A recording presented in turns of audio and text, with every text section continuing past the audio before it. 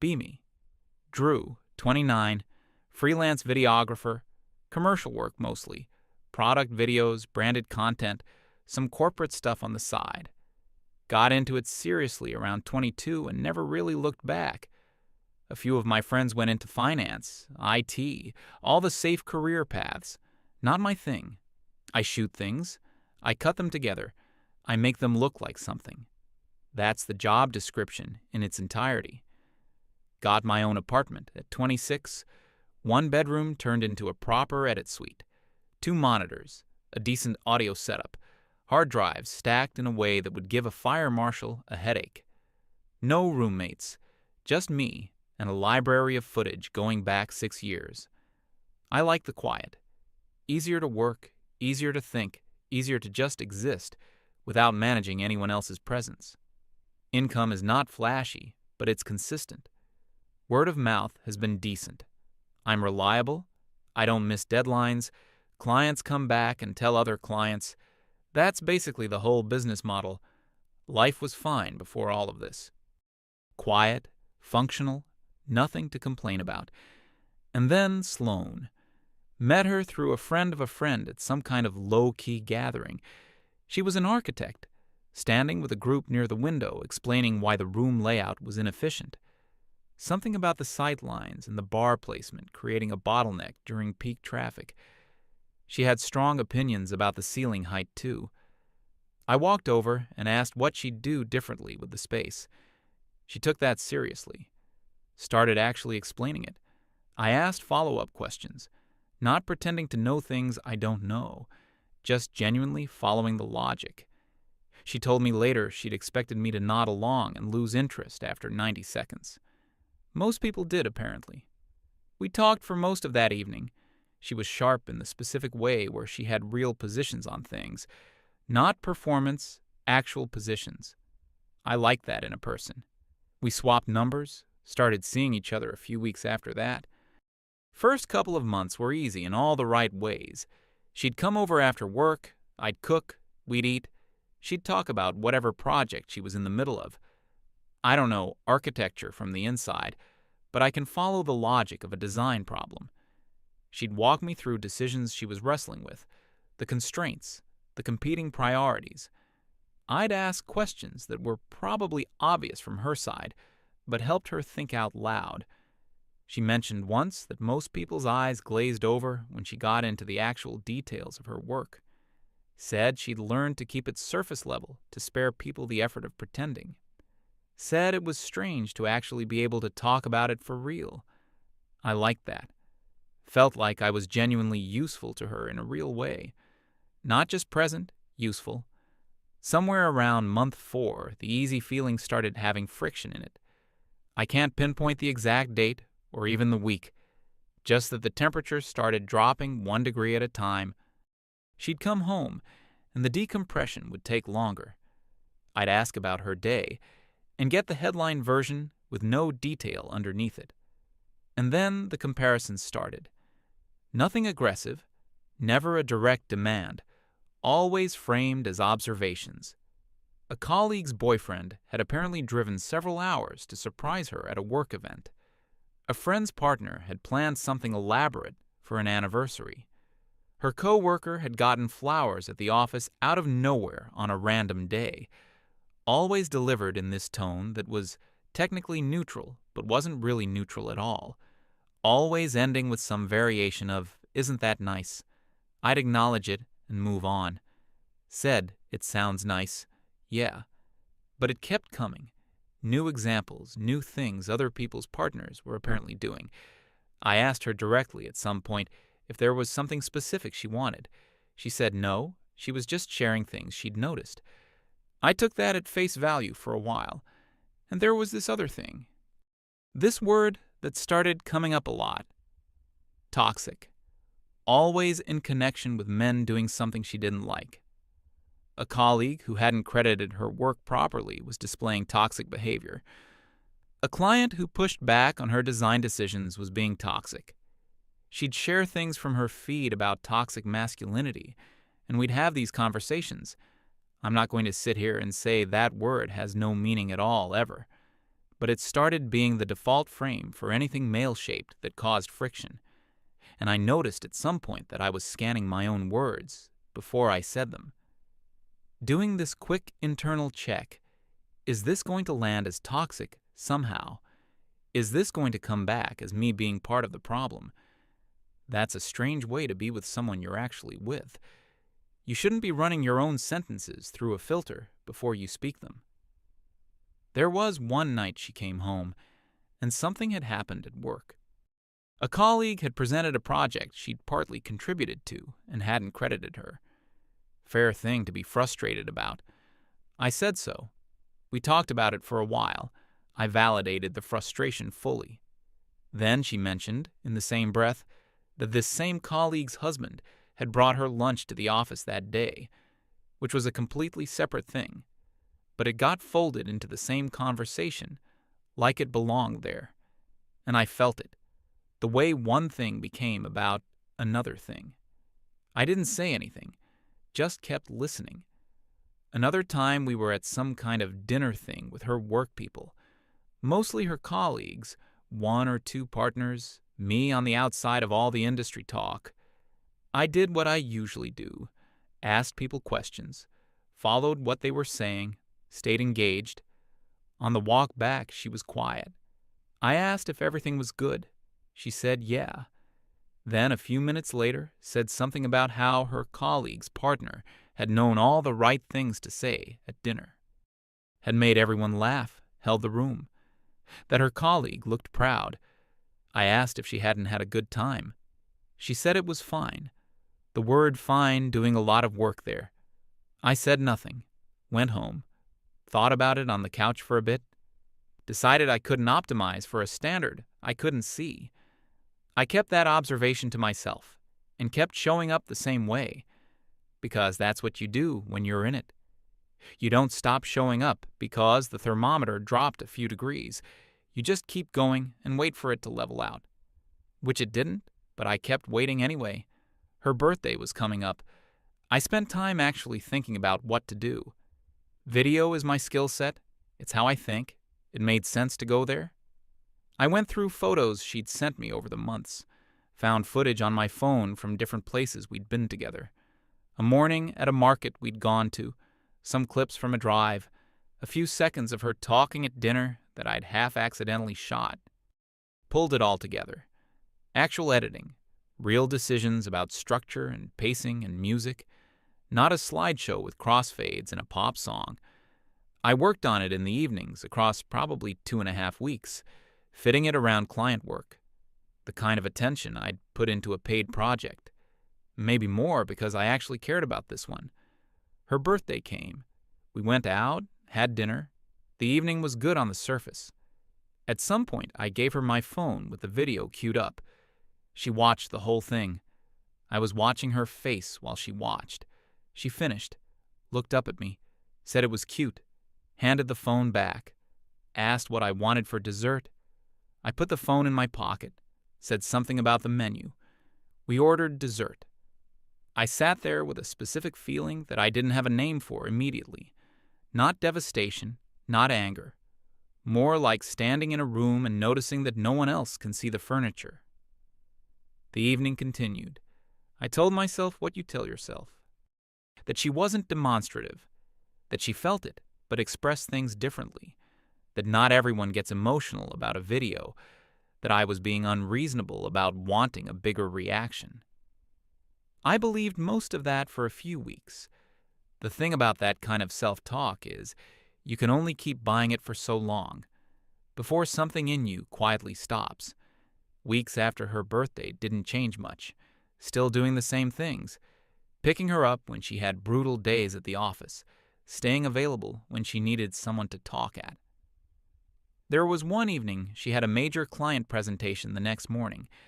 Her visual materials weren't landing right. The second half of the deck had no coherent build. She was stressed in the specific way where stressed and anxious have merged into one thing.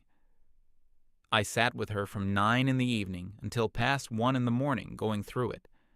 I don't know architecture, but I know when a slide has too much on it.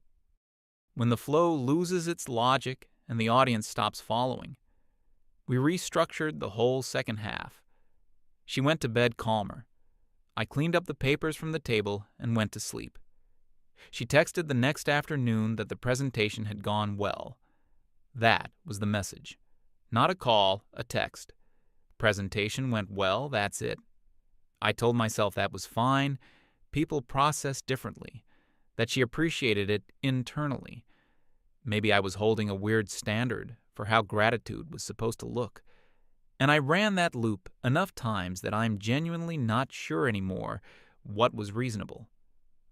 What I do know is that having to run the loop at all was information. Things that are working don't usually require that much internal justification. The texture of things kept getting flatter. She was on her phone more when we were together. I'd try to say something, and there'd be that half second where she'd look up from the screen. I started shortening what I said, not on purpose at first, just gradually editing the stories down before they left my mouth, giving her the summary instead of the full version. Because the full version wasn't landing anyway, why give someone the long cut when they're only watching the trailer? There was one specific night. I'm cooking. She comes in from work, drops her stuff at the door, sits down at the counter, opens her phone immediately. I put a plate in front of her. She doesn't look up. I sit down across from her. We eat. I try once, mention something from a shoot I'd done that day, something that had been genuinely funny. She makes a sound that technically counts as acknowledgement, doesn't look up from the screen. I finish the story anyway. She's reading something. We finish eating mostly in silence. I clear the table. She's still at the counter. I wash the dishes. The sound of water running and plates clinking is the only thing happening in the apartment. I turn the water off, dry my hands. She's still looking at her phone. I sit back down, and I just look at her for a second. Not accusatory, not sad, just actually looking. Trying to figure out if this is just what things are now, or if something specific is wrong tonight. I can't tell. I decide not to ask again because asking hasn't been producing answers. Eventually, she puts the phone face down on the counter, looks at me, says she's been thinking about something, says she needs more. The exact phrasing was something like, she's been feeling like something is missing, that she needs more from this, that I'm a good person, but it isn't enough. I'm still at the table. I ask what more means, what it looks like specifically. She thinks about it. You can actually see her searching for the answer. Nothing comes. She says just more in general, more of something she can feel the absence of but can't point at. I sit there for a second. Ask one more time if there's something concrete she can name. She shakes her head. I nod. Say okay. Get up. Take both plates to the sink. Wash up. She sits at the counter for a bit longer, eventually picks up her bag, says she'll talk to me later. I hear the door. I dry my hands on the dish towel. Look at the counter for a moment. Go sit on the couch. Turn the TV on. Stare at it. Not really watching anything, just the light and the sound. There was no breakdown, no dramatic moment, just the quiet. The kind of quiet that isn't sad exactly, just is what it is. I went to bed eventually, woke up the next morning, and the first thing I noticed was that I felt okay. Not great, not wrecked, just okay. It was strange, honestly. I'd expected something heavier, the kind of morning where the ceiling looks different and everything has a gray edge. But it was just a regular morning. The light was the same, the apartment was the same. Got up, showered, made coffee, sat with it for a few minutes at the kitchen counter. Thought about calling someone to talk about it. Didn't. Not because I was pretending to be fine, just genuinely didn't have much to say yet. I'd been with someone for over a year, and she told me it wasn't enough. And I'd said okay and washed the dishes. That's the whole summary. Then opened my laptop and checked emails. There was an inquiry sitting in my inbox from a tech startup. They had a product launching and needed a series of videos to support it.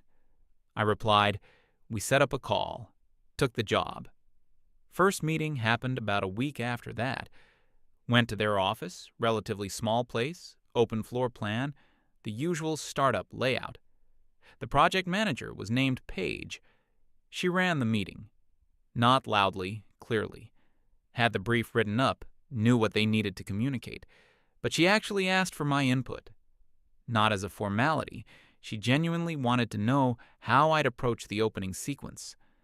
I gave her my honest take, including that part of their original brief had a concept I thought would actively work against them. Explained the reasoning, suggested an alternative approach. She didn't get defensive about the original, didn't go back to the brief to protect it. Said that made sense and asked me to run with my version. Whole thing resolved in under 2 minutes. No ego anywhere in it. We went through the rest of it, set the timeline.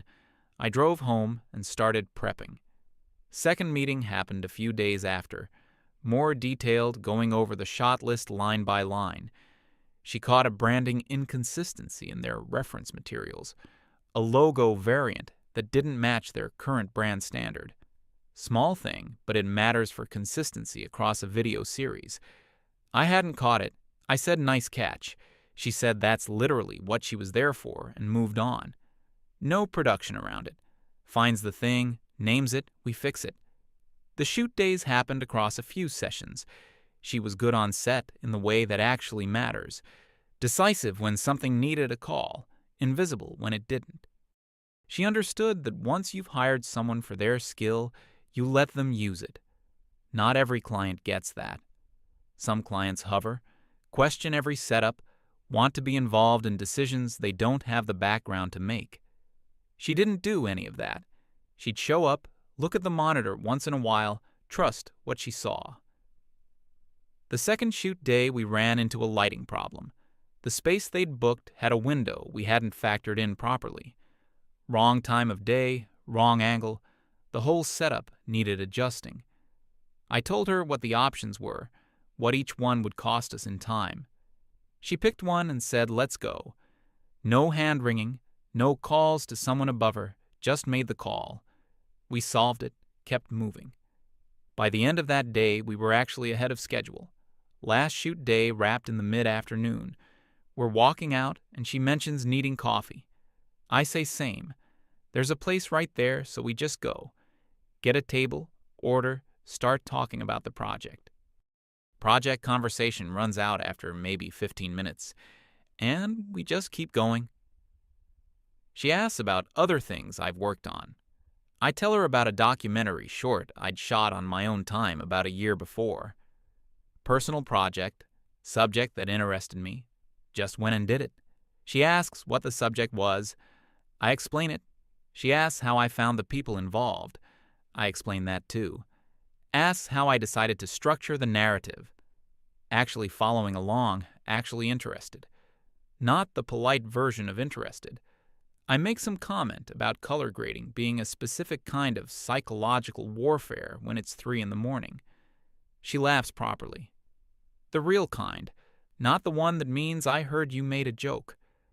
I realize sitting there that I hadn't gotten that laugh from someone in a while. Not in actual conversation anyway. We stay there almost 2 hours. She has to get back for something, glances at her phone. We walk out. I drive home. Somewhere around the third traffic light, I realize I hadn't thought about Sloane once the entire time, not avoiding it. She just hadn't crossed my mind. I sit with that for a bit on the drive. Don't make anything of it yet. Just note it. A few days pass. I see something while researching reference material for a different project. A photographer whose work had a quality she'd mentioned in conversation. I text her the link, say it reminded me of what she was talking about. She replies faster than I expected, adds her own take on it. We go back and forth for 20 minutes or so, nothing effortful about it, just easy. She suggests an exhibition she'd been meaning to check out. I say sure. We figure out a day, go the following week. Gallery space, mix of things. Some of it immediate, some of it requires walking with it for a minute. We wander separately sometimes, find each other at pieces worth stopping at. There's one installation near the back. I look at it for a while. Tell her I think it's trying too hard. She turns and looks at me like I've said something wrong, then makes a whole case for why it works precisely because of the quality I'm criticizing. I push back. She holds her position. I end up saying fine, maybe I'm wrong about the intention, but I'm still not feeling it. She says that's allowed and concedes that the first impression is deliberately difficult. We keep moving. At some point, she takes her phone out and photographs me next to a piece. I wasn't posing, just standing there reading the description on the wall. She shows me the screen. Says something like, "You're always on the other side of the camera. It's strange to actually see you in a frame." I look at the photo. It's genuinely a decent shot. I say so. She says obviously, and we keep walking. That was maybe a 2-second exchange. I'm still thinking about it when we leave. Not in a heavy way. Just the casualness of it made it land somewhere. We go out again the following week. And then again. No big conversation about what we're doing or what we are. It just keeps happening because neither of us is making it stop. She comes over for the first time. I cook. Same kind of dinner I've made 100 times. She sits at the counter while I'm working, and we just talk the whole time. She's dealing with something complicated at work. Internal politics around a product she's trying to get pushed through. People above her who don't fully understand the user problem it's meant to solve. She's not just venting. She's thinking out loud, working through it. I follow the logic and ask things where they need asking. We eat. She says the food is seriously good and asks how I did the sauce specifically. I explain what I did. She says she's going to try it and will definitely ruin it. I say I'll write it down so she doesn't have to guess.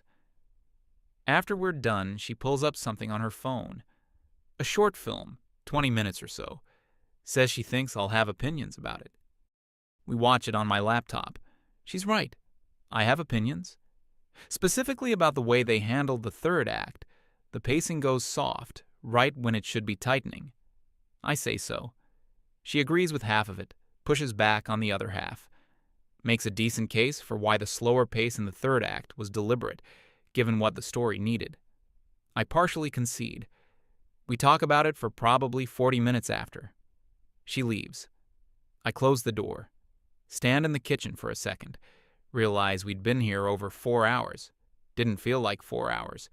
A few weeks into this, we take a day trip. Well, she suggests it, and I bring the camera because I always bring the camera. We drive out somewhere without a specific plan. Find a spot, walk around, get food at some small place we've never been to. The kind of place that has 4 tables and a handwritten menu on a board.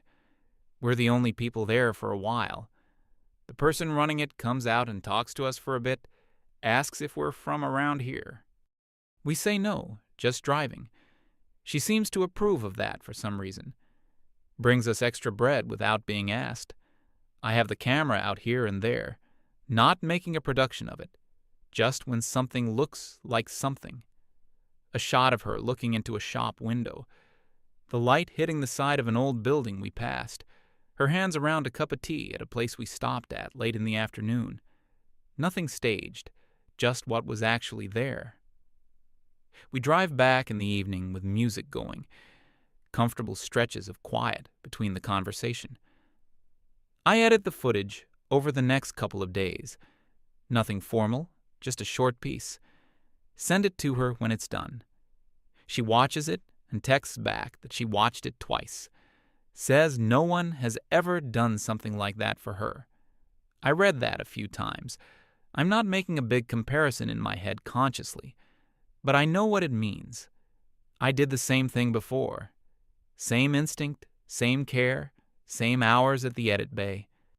Just that this time the person on the other end thought it was worth something. That's the entire difference. Nothing more complicated than that. Weeks keep going. Work is steady. We figure out the practical logistics of 2 busy people.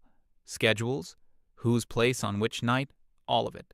No scorekeeping, No running tally of who made more effort last time. I'm not walking carefully around anything, not scanning the room before I speak, not trimming stories preemptively because the full version won't land, just moving around normally in my own life with someone in it. That's what it feels like. Normal. Quiet in the good way. Quiet like a room that has nothing wrong in it. There's one evening she comes over and she's brought something. A small plant in a pot. Says her apartment is full of them, and she thought the windowsill here looked bare. Says it as a mild criticism, in the way that's actually affection. I say that's presumptuous. She says I should just try not to kill it. I keep it alive. A few weeks later, it's visibly bigger. We notice at the same time, and she says she's genuinely surprised. I say thanks for the vote of confidence. That's the kind of thing that happens when nothing's wrong. Small, normal things, no weight to them. Some time passes. I'm at home editing one evening, and a message comes in from Sloane. Casual opener, she'd heard I was seeing someone. I reply honestly, yeah, doing well. She writes back pretty quickly, says the timing seems fast to her. I do the mental math. We'd been broken up for a few months by that point. I don't engage with the framing of fast or slow. Just say I'm in a good place. Hope she is too. Another message comes right after. Tone has shifted. She says it seems odd, that she didn't expect me to just move on like that it almost feels like a statement. I read that a couple of times. I honestly don't know what she expected. I don't reply. Sit on it for a day or two. Then she calls. I look at the screen for a second. Pick up. She starts talking. Gets to the point relatively quickly. Says she's heard more details at this point. Knows it's actually something. Says she keeps thinking about it, and something about it bothers her. I let her get to it. She says I'm doing all the same things with Paige that I did with her. The cooking, the attention, the video thing, she'd heard about a video. Says it doesn't seem fair. That if I had been doing all of that with the right energy before, it might have changed things between us. I'm quiet for a second. Then I tell her that I was doing all of that. I did all of it. I mention specifically the birthday video, not an afternoon of work, 2.5 to 3 weeks. She says it was a nice gesture, but she remembers it differently. Says it felt like I was doing the technical version of the thing, but not the emotional version. That there's a difference between producing care and actually having it. I ask what the emotional version looks like. She says it's hard to explain exactly. It's about presence, about whether someone is genuinely giving themselves or just delivering outputs. I tell her I wasn't delivering outputs. I was actually in it. She says the fact that I can't see the difference is probably part of the problem. And then she uses the framework. Says, my way of showing affection has always been transactional. That it's a form of emotional behavior she's read about, something men do without realizing it. That giving someone things, even thoughtful things, can actually be a way of avoiding real vulnerability. That she'd been doing a lot of thinking about the dynamic we had. Says it was one she now recognizes as a pattern of emotional unavailability that's common in men who substitute effort for actual connection. That what looked like care from the outside was really a way of maintaining control over the emotional landscape. That she'd felt this but couldn't name it at the time, and it had taken her a while to find the language for it. I sit with all of that. I'm not going to pretend it didn't land in some uncomfortable way. I've thought about it since. Because on one level, I can follow the shape of the argument. On another level, I'm the person who stayed up past 1 a.m. reorganizing her presentation materials, who put 3 weeks into a video that got called cute and set aside, who picked her up from work, who answered every call, who was present every time being present was asked for, and I'm being told that what I thought was genuine was actually a control mechanism I didn't know I was running. I say calmly that I don't think any of it was transactional, that I did those things because I was in it, not because I was managing anything. She says that's exactly what someone who can't see their own patterns would say. That self-awareness isn't the same as actually changing. I stay quiet for a second. Then I say that whatever the framework says, she's the one who ended it. That she sat across from me and said it wasn't enough and couldn't tell me what enough looked like. That I didn't walk away from anything. She says I'm oversimplifying a more nuanced situation. I say maybe. But the part where she told me it wasn't enough is not something I'm misremembering. She says this conversation is making her feel like she's being blamed for everything. I say I'm not blaming anyone. I'm just saying what happened. She says I'm being cold. I say I'm being honest. She hangs up. I put the phone down on the desk. Look at it for a second. Then I open the project I was in the middle of and get back to work. Work for another couple of hours. She doesn't call back. I tell Paige about it when I next see her. Not to make it a whole thing, just because that's what happens when you're with someone. You tell each other things that happened. She asks how I'm feeling about it. I think about that honestly for a second. Say confused more than anything else. Not hurt, not angry. Genuinely puzzled by a version of events I don't fully recognize. She listens, doesn't pile on, doesn't offer a verdict on Sloane. She asks one question, something like, do you think she actually believed what she was saying? I think about that. Say, yeah, I think she did. That's the thing. It wasn't a performance. She'd clearly thought about it, found a framework, organized her experience inside it. It just happens to be a framework that doesn't match the actual events from where I was standing. Paige nods, says something like, that's the harder kind of conversation then. She means harder than if someone was just venting or being unfair for the sake of it. I say yeah. We move on to something else. That's the right way to handle it. I appreciate that she didn't need it to become something bigger than it was. A few weeks pass. A mutual acquaintance of mine and Sloane's puts together a gathering. Not a big thing, maybe 20 people at his apartment. He'd texted me directly, mentioned it was happening, gave the address. I asked Paige if she wants to come along. She says sure. We show up. First half hour is completely normal. Drink, conversation, the low-key party rhythm. I'm talking to someone I know from a project about something I can't even remember now. And at some point, I notice Sloane across the room. Hadn't known she'd be there. We see each other at the same moment. I nod. She nods. Neither of us moves toward the other. I go back to the conversation. Paige is on the other side of the room, talking to someone. Seems fine. I check in with her at some point. She's in a normal conversation. Everything's good. Everything is just normal for a while. I'm standing with a small group now, talking about something, the usual party stuff. I notice Sloane has moved closer.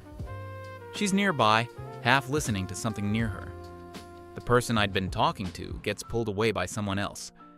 And Sloane steps into that space. Says, I seem different, lighter somehow. I say I'm doing well. She keeps going. Says something about Paige being in the early phase when everything is still easy and new.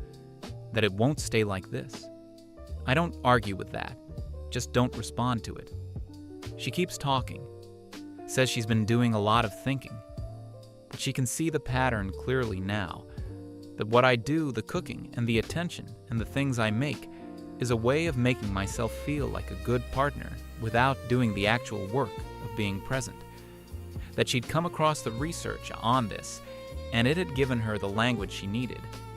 Says it's a specific kind of behavior in men who can't handle genuine emotional intimacy, who use gestures as a substitute for showing up in the ways that actually matter. That it's a form of toxic behavior that's easy to miss because it looks like care.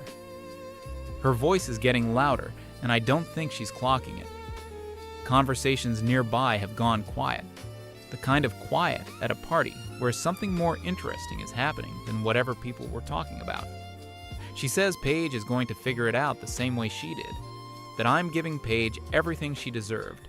That she was the one who stayed and tried, and I was the one who was never actually there. that it isn't fair. The room is quiet now, properly quiet. I know where Paige is. I look at Sloane.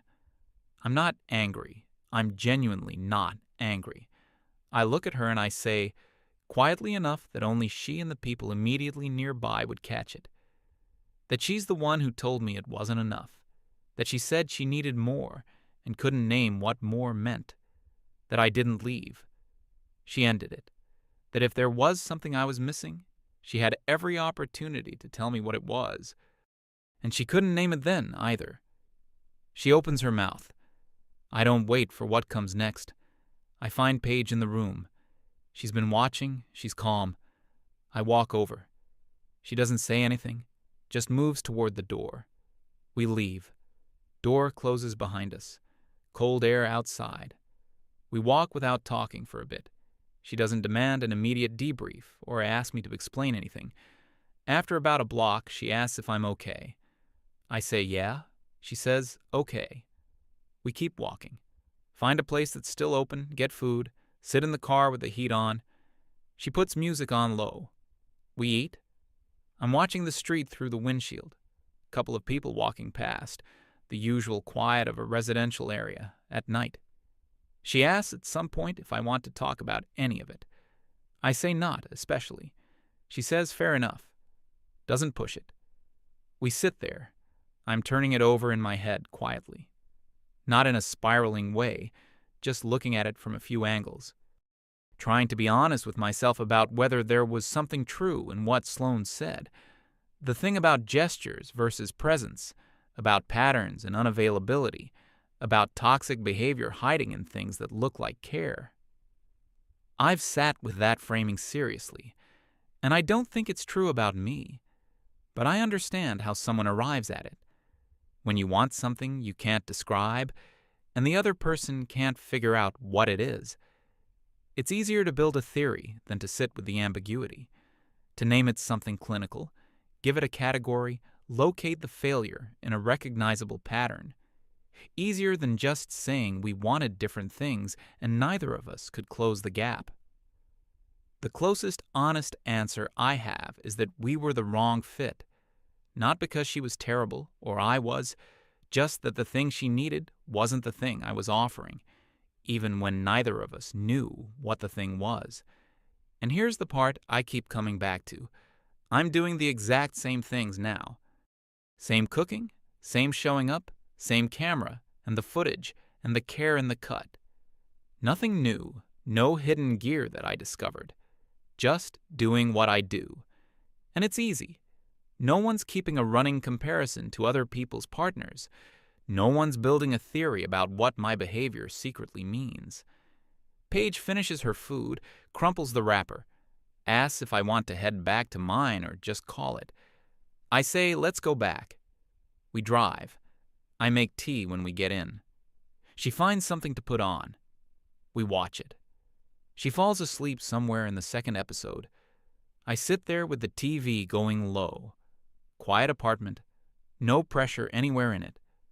I think about the version of me from about a year ago, cooking in that same kitchen, putting clean plates away after a dinner, mostly in silence, telling myself I was probably overthinking things. He wasn't overthinking. He was just with someone where what he brought wasn't the right shape for what she needed. And that's not a failure on either side. It's just how things are sometimes. You can do everything right and still be the wrong answer for a specific person. That's not a character flaw, it's just math. I turn the TV off. Paige half wakes up. I tell her we can stay here. No need to go anywhere. She makes some sound of agreement and settles back down. I get a blanket from the closet, put it over her, go to bed. I lie there for a bit in the dark, not awake with thoughts exactly, just not immediately asleep. I think about where I was a year ago, cooking in that same kitchen, putting clean plates away after a dinner, mostly in silence, telling himself I was probably overthinking things, running that loop again and again, trying to justify why 3 weeks of work got called cute. He wasn't overthinking. He was just with someone where what he brought wasn't the right shape for what she needed. And that's not a failure on either side when you reduce it to its actual core. It's just how things are sometimes. You can do everything right and still be the wrong answer for a specific person. That's not a character flaw, it's just math. I look at the ceiling for a bit. The apartment is quiet. Hear Paige shift on the couch and settle again. No drama, no lesson tied with a bow, no version of events where I'm the hero who finally figured himself out. Just a quiet night in my apartment with someone who finds what I bring to the table to be enough. That's all it ever had to be. And honestly, that's not nothing.